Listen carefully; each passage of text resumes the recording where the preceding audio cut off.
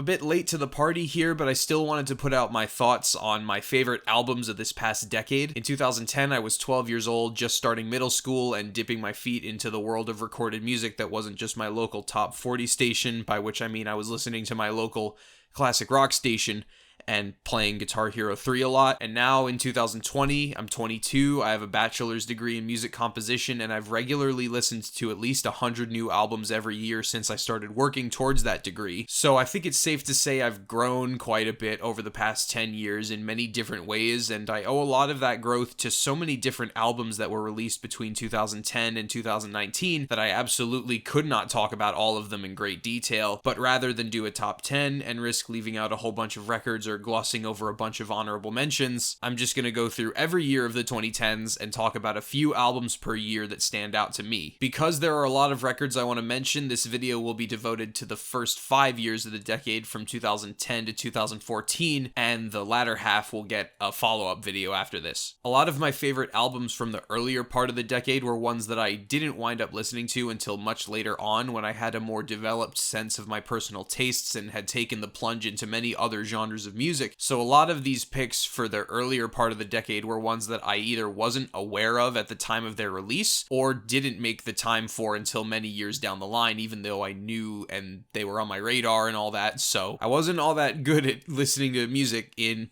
middle school, if you can believe it. In talking about 2010, it's inevitable that I need to bring up Kanye West's My Beautiful Dark Twisted Fantasy, and I mean, yeah, it's obviously an amazing album. Once I finally took the plunge into Kanye's body of work all over again a few years ago and was able to get over my preconceived notions of the type of person I thought he was, I realized that he was truly an innovator throughout the first half of his career, and this album was a culmination of that innovation in a lot of ways. It almost feels redundant to even sing its praises, and spoiler, there are other albums later in his discography that I think deserve a bit more recognition than they get. It's not that anybody overlooks any Kanye album in particular, because I mean, they've all been pretty well documented and reviewed and essayed out at this point, but I think a lot of 2010's musical retrospection tends to be hyper-focused on the ground that he broke on MBDTF specifically, and I don't know what else I could even say about this album that hasn't already been said by dozens and dozens of other people. Great production, great features, great raps from Kanye himself. Not a perfect album by any means, but an extremely bold one, which I think kind of makes up for all the blemishes. I'm also really not sure how much there is to say about Flying Lotus's Cosmogramma. This is easily my favorite of his albums to date, an amazing display of his unique and trippy blend of hip-hop, jazz fusion, and electronic music, a supremely well-crafted listening experience from front to back. I think that's about all I can really say. I mean, if you haven't listened to this by now, what is wrong with you? Electronic musician Daniel Lopatin gave us two great records in 2010, one of which was the Oneohtrix Point Never album Returnal, the noisiest thing he'd released under this alias up until that time, and yet it still retains a very moody and lush atmosphere the same way his other synth-based albums do. The other, of course, was the groundbreaking Chuck Person's Echo Jams Volume 1. For as much of a meme as Vaporwave has become, and for how often it isn't really taken all that seriously, it's very humbling to go back and listen to one of its founding documents and realize that it has the capacity to be very emotionally profound. This is the sound of pop music in decay,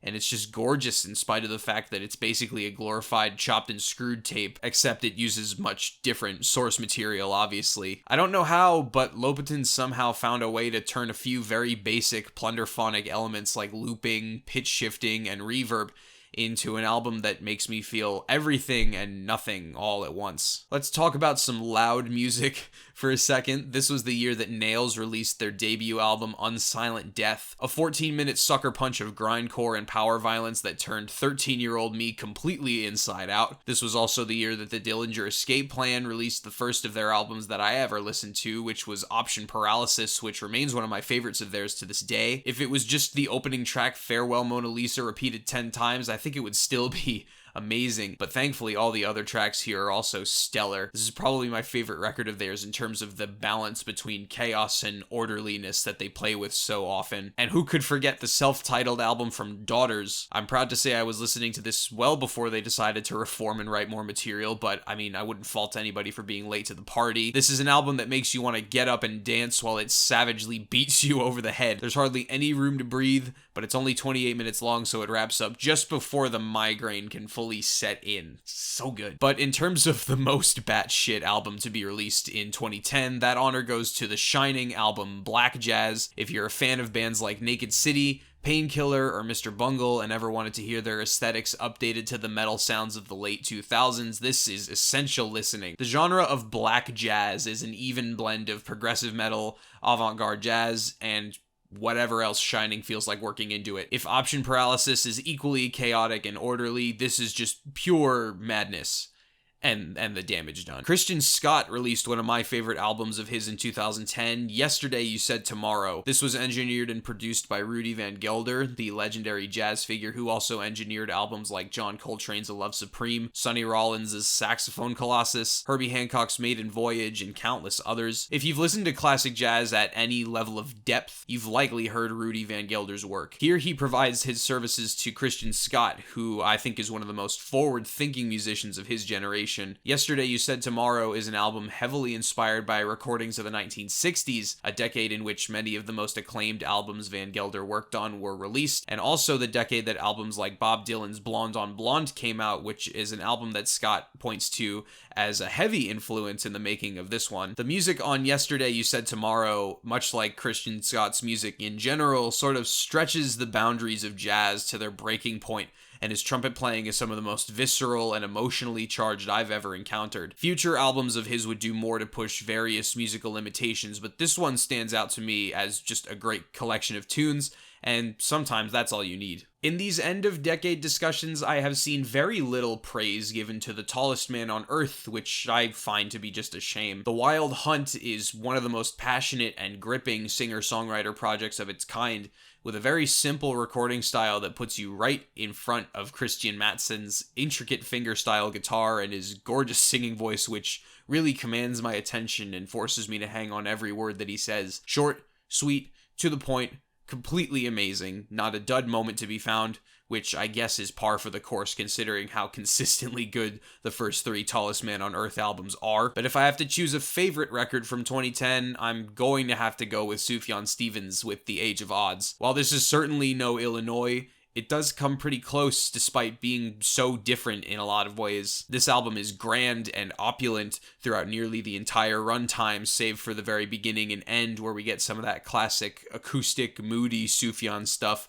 The rest is probably his most ambitious undertaking to date, applying the same principles of dense instrumentation from Illinois and even some of Michigan to a glitchier electronic context. Again, I feel like there's not really a whole lot that can be said about this album anymore. I'd love to do a full-length video analyzing the 25-minute closing track Impossible Soul at some point down the line, so maybe I'll find more to say about this album when I have to talk about that eventually. 2011 was the year I started watching The Needle Drop, and I began taking steps towards my current steady diet of new albums. As such, there are a lot of releases from this year in specific that have really stuck with me. Let's get a couple of obvious ones out of the way. The self-titled albums from James Blake and Bon Iver have some of the best melodies of any records from this decade. Fleet Fox's Helplessness Blues is one of the most jaw-droppingly gorgeous albums I've ever heard in my life. Death Grip's first full-length release, Ex-Military, showed me that there were plenty of ways to communicate aggression in music besides loud guitars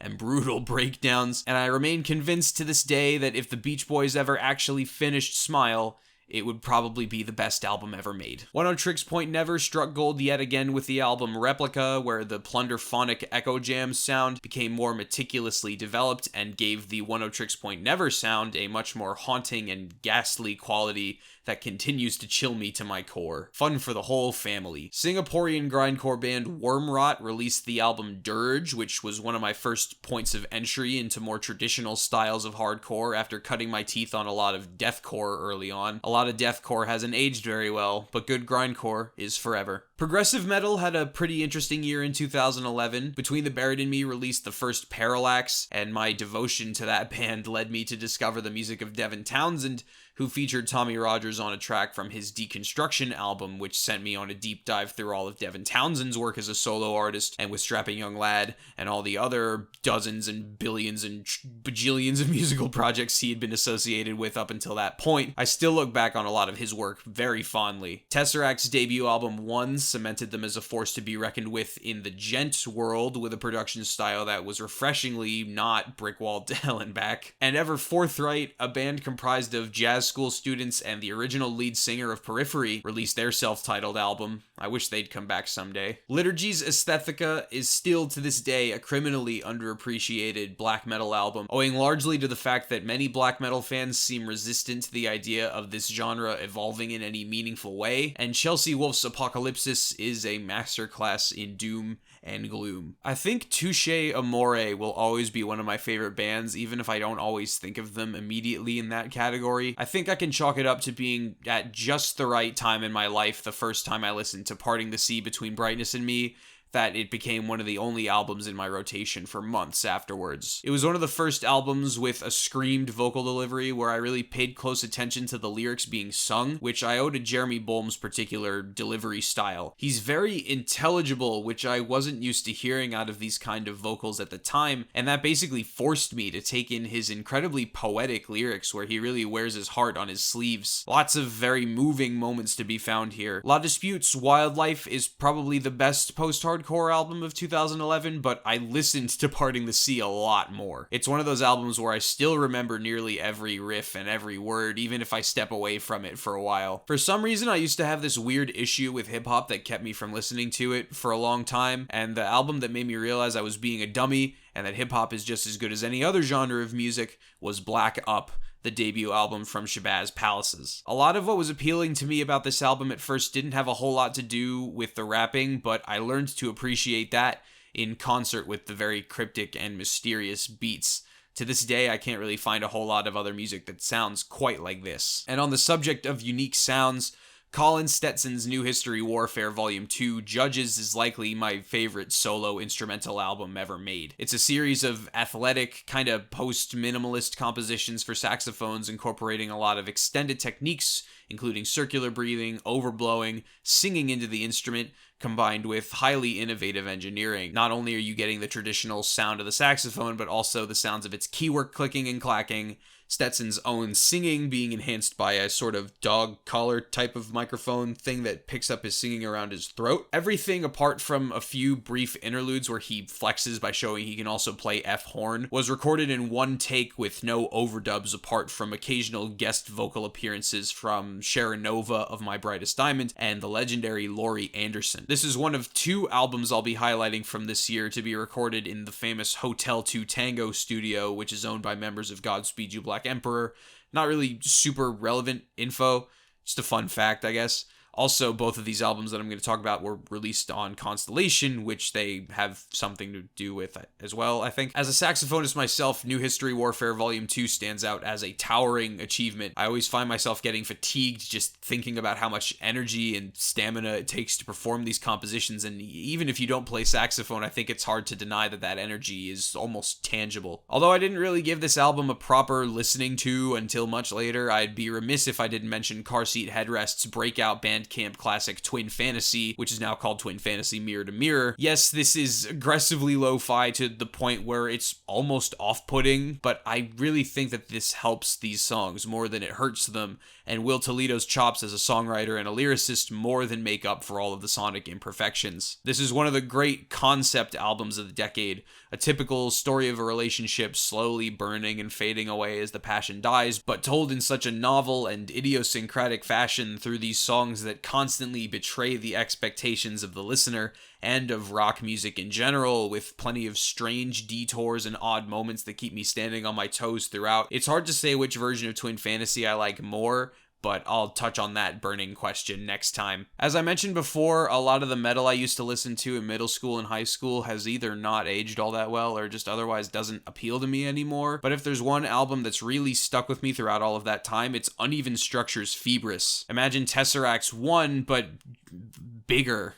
This album just sounds massive. It's essentially a single hour-long composition broken up into tracks, if you don't count the second disc, which is an EP of ambient music, which is exclusive to the physical release, and all the individual parts flow into one another seamlessly.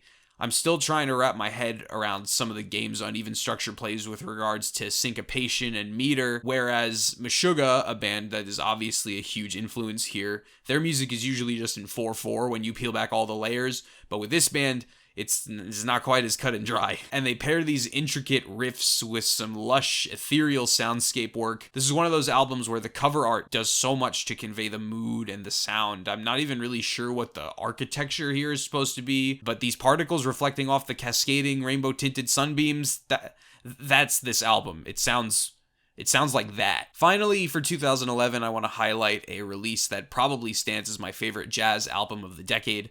Montana Roberts' Coin Coin Chapter 1, Free People of Color. This album was recorded live in studio at, once again, the Hotel 2 Tango in Montreal. It's the first in Roberts' Coin Coin series of albums, which now has 4 chapters and is expected to reach a total of 12. The series is an exploration not just of experimental methods of composition and performance, from free improvisation to graphic scores and a lot else, but also an exploration of identity and ancestry and experience, particularly through a Black American lens. I've thoroughly enjoyed all 4 chapters to date, but this one has always stood out to me above the others. The narrative of Chapter 1 concerns a slave living in pre-revolutionary America who watches her parents die of yellow fever at the age of 16 and grows to become a mother to several illegitimate children by her master. The album ends with her trying to buy her family back from all across the country. The ensemble here on Chapter 1 is quite large, featuring a standard horn section and rhythm section, along with vocalists, strings, and even some odd stuff like a singing saw, a prepared guitar, and a duduk, as well as Roberts herself playing some fierce alto saxophone. I love her sound on this album, and she also delivers impassioned singing and some very off-kilter spoken word. There's a passage that happens twice on this album where she builds from a nervous babbling into a series of blood-curdling screams which appear first seemingly as cries of pain, but it returns later as yells of anger and resilience. The band drones behind her and increases in energy right alongside, and it's one of the most heartbreaking things I've ever experienced. For all the standout moments here, and there are many, that one has firmly planted itself in my brain. I could probably go on and on about the music here outside of that, but words just don't really do this album justice. Okay, 2012, let's talk a little bit of classical music first. I don't get to do that very often, and there are actually 3 albums of classical music from this year that stand out to me. First, Finnish Radio Symphony Orchestra with Esa-Pekka Salonen and Leela Josefowicz, Out of Nowhere. This is a recording of 2 of Esa-Pekka Salonen's works with him at the baton.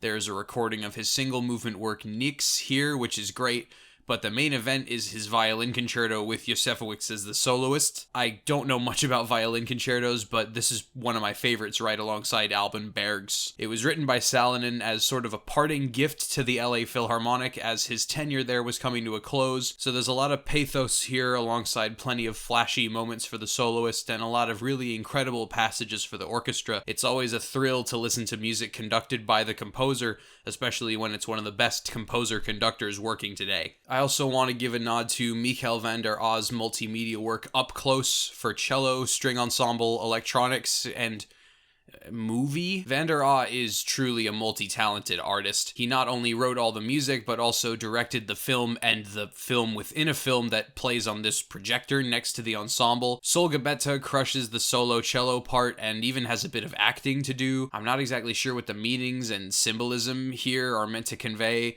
but the music itself just sounds so good, and the entire package is so well presented that I can't really bring myself to complain about any of it. Finally, for classical music this year, I want to highlight this version of Vivaldi's Four Seasons as recomposed by Max Richter. Vivaldi's famous series of violin concerti, probably 4 of the most famous pieces of classical music in the entire canon, take on a totally different mood with Richter reinterpreting them. They get that sort of melodic and pretty sounding post-minimalist tone that for a lot of contemporary music snobs, it's the thing they love to hate. It's the same deal with Caroline Shaw's Partita for 8 Voices, which was also released in 2012 as part of the debut album from her ensemble Roomful of Teeth.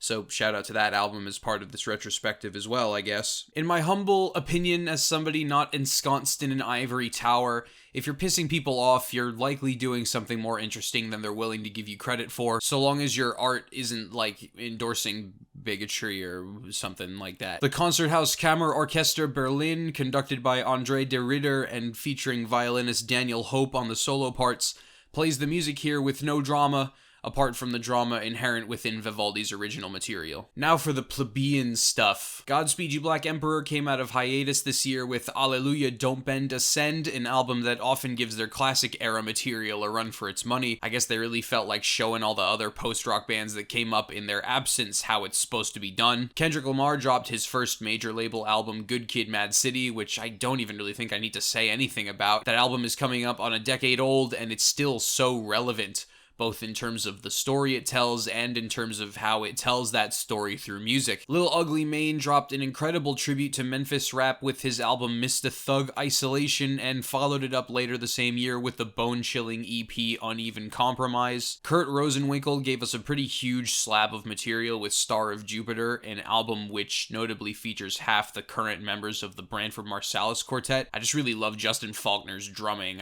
It blows me away. Frank Ocean's Channel Orange cemented him early on as the standout solo artist from Odd Future, although Tyler and Earl would catch up eventually. Loma Prieta's IV is a true contender for Screamo Album of the Decade. Ne Oblivis Scaris tackled the sounds of early Opeth and Dissection in a truly epic fashion on Portal of Eye. Car Bomb finally released their second album after 5 years, which I have no idea how to pronounce the title of this album. Can somebody help me? And Between the Buried and Me released the second Parallax, a full-length studio album which turned up the lol random dial even a little bit more than on their previous few albums, which I didn't know was possible. Saxophonist Ben Wendell's second album as a bandleader, Frame, is the one I've listened to most frequently out of all of his albums, all of which I like. The way he dresses up very simple melodies with some astute harmonic devices makes compositions like Chorale, Back Boo, and his arrangement of Dizzy Gillespie's Con Alma like ear candy to me, and there's a lot of fun games being played here with meter as well. Clayland really threw me for a loop the first few times I listened to it because I realized it's actually all in 4/4, even though it really doesn't feel like it is. And then there's blocks, which, even though I know how it works, it's still so foreboding to try and keep track of the time with this melody on top of it that feels like it's moving in slow motion, and Nate Wood phrasing across the bar lines like a freak of nature. On that note, the band Wendell enlists here is just incredible. His bandmates in Kneebody, like drummer Nate Wood and keyboardist Adam Benjamin, show up here alongside bassist Ben Street, guitarist Nir Felder, and the tag team of pianists of Gerald Clayton and Tigran Hamasyan, who each appear on alternating halves of the album.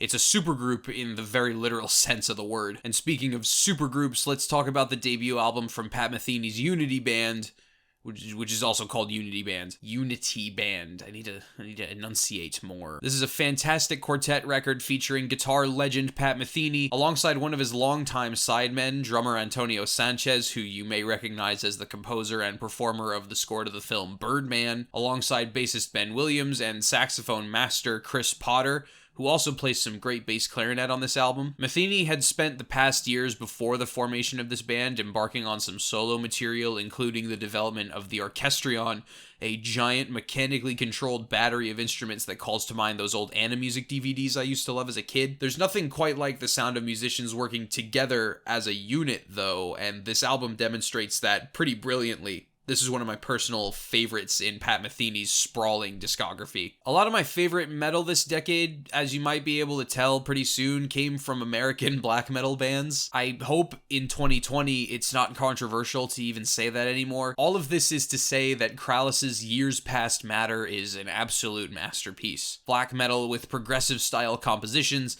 plenty of challenging twists and turns, and just look at that cover.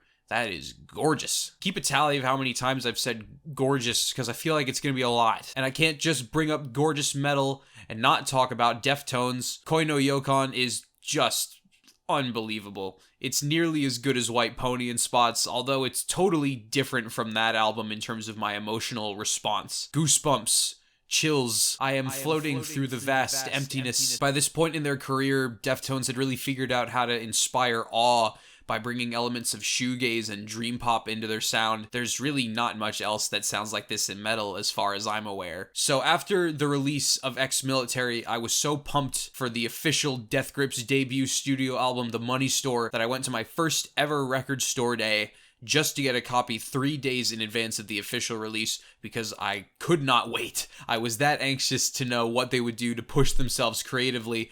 And of course, since I'm talking about it now, it should come as no surprise that I think they nailed it on every front. To this day, I think The Money Store really stands as Death Grips' creative and artistic thesis. Rarely has a band made music that's this infectiously catchy, while also being incredibly standoffish in terms of the sound palette. To me, that juxtaposition is what made Death Grips such a vital part of the 2010s musical landscape. Shout out to No Love Deep Web as well, which achieves the same balance with much simpler musical elements. I won't be mentioning my album of the decade until the second part of this series, but now's the time for me to mention my EP of the decade, and that's Burial's Kindred. For as beautiful, atmospheric, and otherworldly as Untrue is, I think Kindred is truly his finest hour, or I guess half hour. 3 totally flawless long-form tracks that turn Burial's trademark sound totally inside out in favor of something more grandiose, which I think can be attributed largely to how fat the synth bass is here compared to previous Burial releases. There's also a lot of points throughout these tracks where the hypnotic drum loops will drop out for an extended period of time, and these tracks just luxuriate in those moments. Burial could probably make straight-up ambient music, and I wouldn't complain.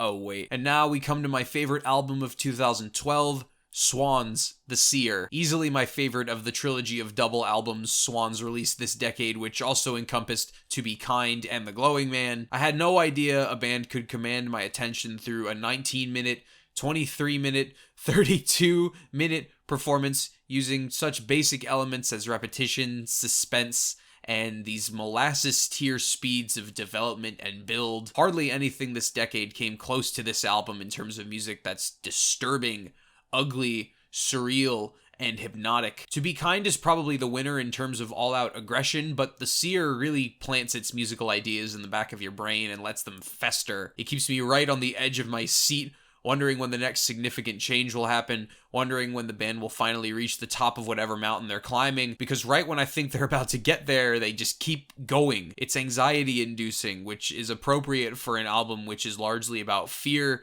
and existential dread. There's nothing quite like it. I almost feel like a masochist listening to The Seer, and maybe I am, since this is probably one of my top 5 albums this decade. 2013, the year I finally realized that music was the thing I wanted to devote my life to. This was also the year I started to move away from listening to certain flavors of progressive metal, metalcore, and deathcore that appealed to a younger, edgier version of myself. Albums in those styles from this year that still resonate with me include Uneven Structure's re-recording of their debut EP 8, and Tesseract's excellent second album Altered State. But I still want to acknowledge bands like Veil of Maya, Whitechapel, The Contortionist, Arsonists Get All the Girls, and Born of Osiris, whose music may not have aged all that well or really line up with my tastes from here on out, but that's not to say they weren't pivotal in some small fashion within the larger story of my evolution as a music listener. Also, Whitechapel's last album was actually really good. 2013 was the year a few artists released my favorite albums of theirs, namely Laura Marling with Once I Was an Eagle, her most mature collection of songs to date, including a brilliant 4-part suite at the beginning of the album, Vampire Weekend with Modern Vampires of the City,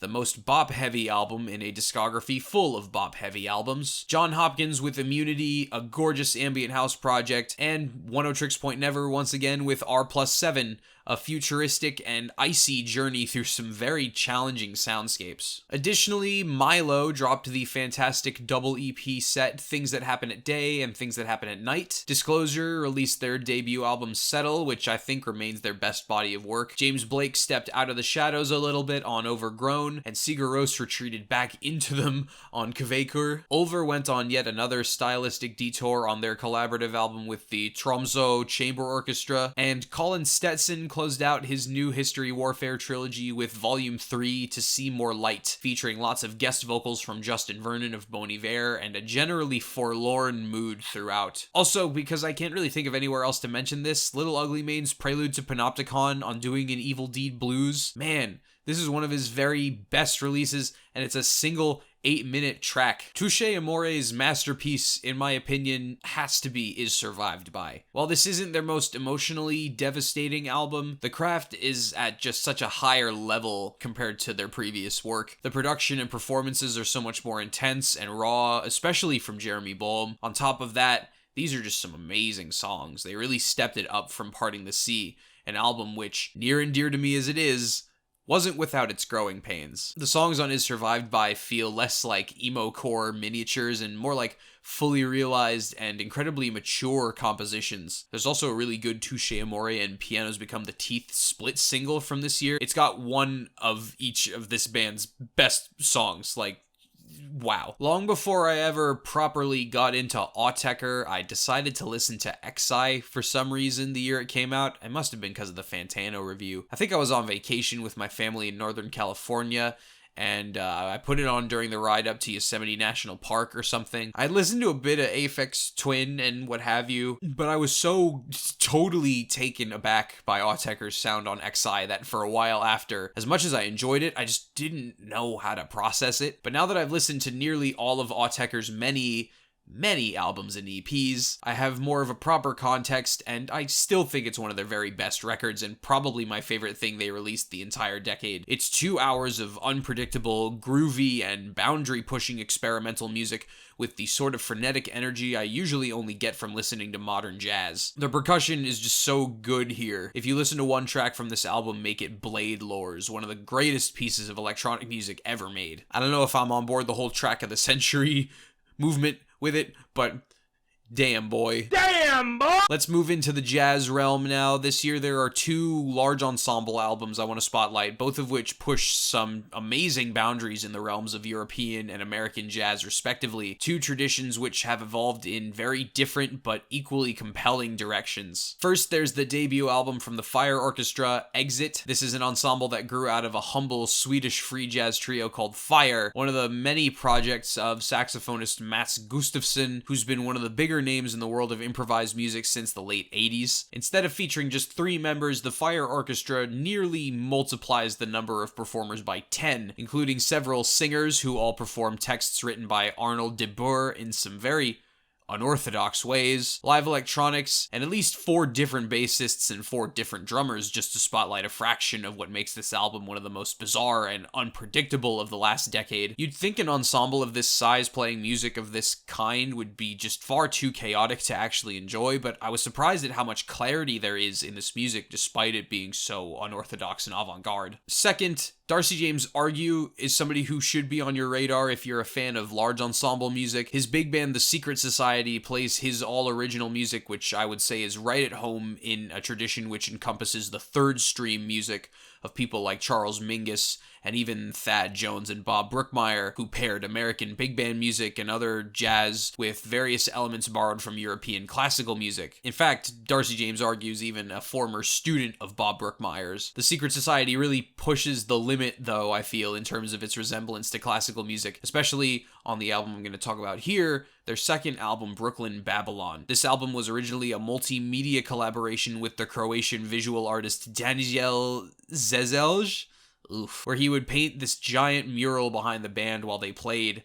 I wish I could have seen this live. Here's a bit of context from the liner notes for what the narrative behind the work entails. Zezelj's artwork places the action in a larger-than-life mythic Brooklyn where past, present, and future coexist. Plans are afoot to construct an immense tower, the tallest in the world, right in the heart of the city.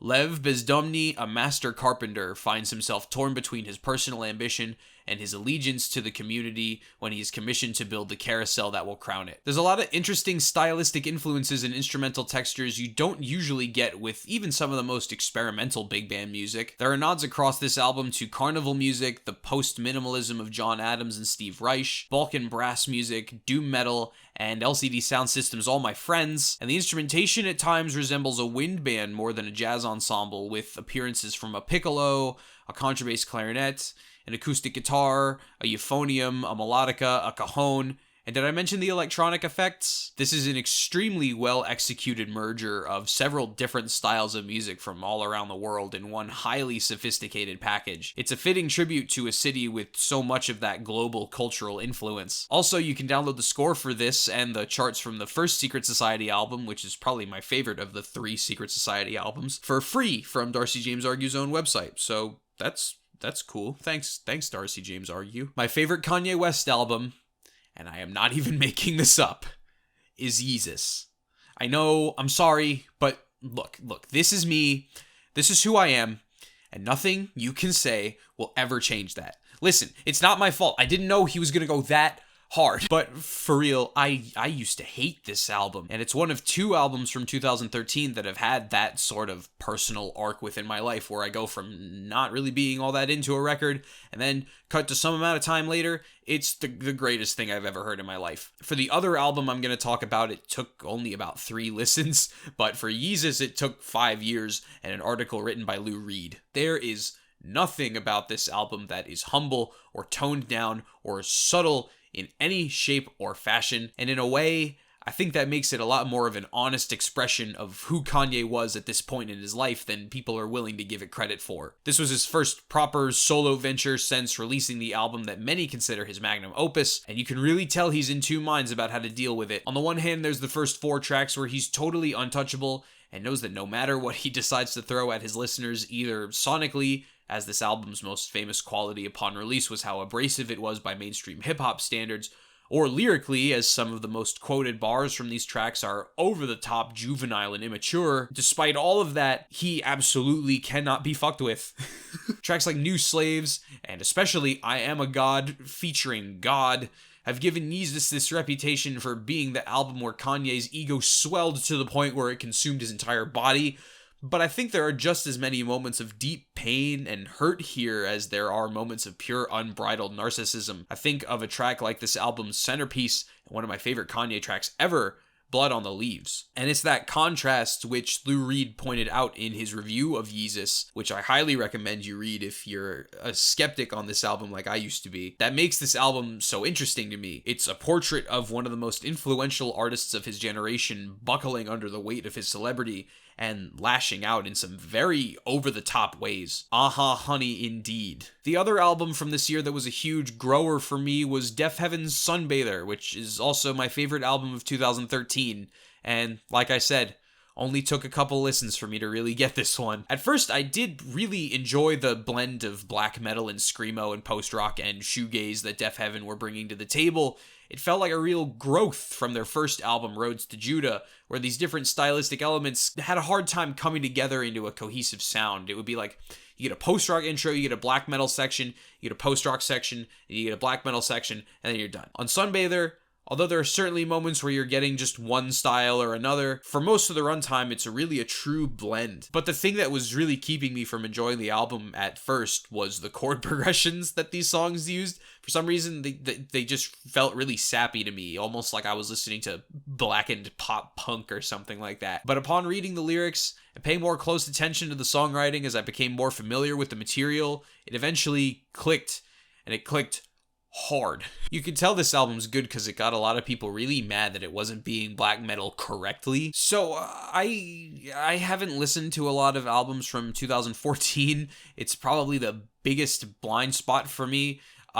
This will be pretty quick. Run the Jewels 2 saw the unlikely duo of LP and Killer Mike iron out all the kinks of their debut and create some super high quality material. Joshua Redman released a compilation of live trio recordings and a saxophone bass drum configuration, which I'm a sucker for. Full of Hell collaborated with Merzbow for an album of pure misery and agony, which is also, incidentally, quite good. D'Angelo released his first album in well over a decade and didn't disappoint. John Luther Adams won the 2014 Pulitzer Prize for Music for Become Ocean, a palindromic work for orchestra which communicates an environmentalist message through some gorgeous writing that makes the Seattle Symphony sound like a series of cascading waves. Snarky Puppy took the world by storm with We Like It Here off the back of one of the most amazing instrumental solos of the decade from Corey Henry on Lingus. Sun Kill Moon released Benji, giving Mark Kozlik's career a second wind and making me tear up a little bit. And the Vanguard Jazz Orchestra paid tribute to one of their most famous composers and arrangers, the late Bob Brookmeyer, with their album Overtime. I'm willing to bet that a good portion of you people watching this have never listened to any classical saxophone music. And I can't blame you. It is a fairly insular world of music, but I'm hoping that might change for you now that there's a saxophone concerto written by John Adams, who is possibly the most high-profile composer to have ever written one of those.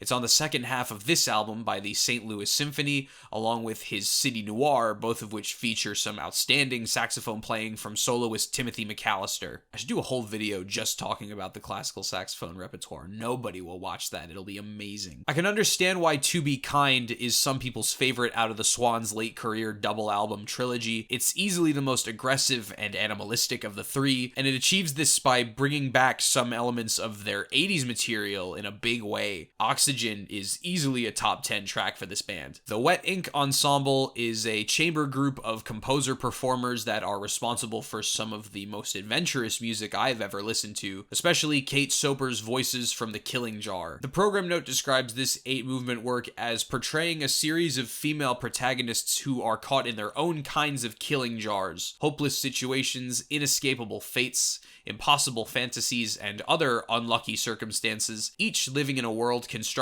from among the countless possible sonic environments of the Wet Ink Band. And when she says countless possible sonic environments, she really does mean countless. She's incredibly good at pulling all manner of unthinkable sounds out of this instrumentation and diverting at times into some very unexpected places. The second album from Pat Metheny's Unity Band, or I guess it's a group now, Kin sees the addition of multi-instrumentalist Giulio Carmassi, who adds a lot of really cool instrumental textures to the quartet from the previous album. I just really like how Pat Metheny writes chord progressions that are so wild, and then he puts such smooth melodies on top of them. It works every time, and it's so good. Speaking of good jazz, my album of the year for 2014 is one from trumpeter Ambrose Akinmusire. The Imagined Savior is Far Easier to Paint. This was his third album, and the one where I think he really found his lane, making music that's often intensely structured and pre-planned, with some appearances of strings and guest vocalists, but which can also open up and allow Akinmusire and his band to go in any number of directions. His approach to his instrument often leads him to become a part of the overall texture of his music in a way that trumpet often doesn't really get to, since it's such an immediately noticeable kind of sound that usually takes a spotlight whenever it plays. There really is just such a synergy between the entire band here that's instantly apparent. This is one of my favorite releases from Blue Note in recent years. Okay, so finally, that is the first 5 years of the 2010s, mostly covered. But if you thought that was a lot of albums, just wait till we get into my college years, because, oh man, I listened to a lot of music. All right, see you later.